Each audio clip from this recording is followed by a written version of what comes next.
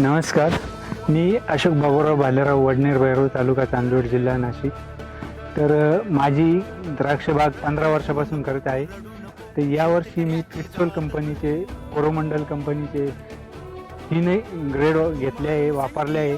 तर त्यातून पहिल्या ग्रेडमध्ये या माणिक चमन व्हरायटीमध्ये मला खूप फरक जाणवला आहे.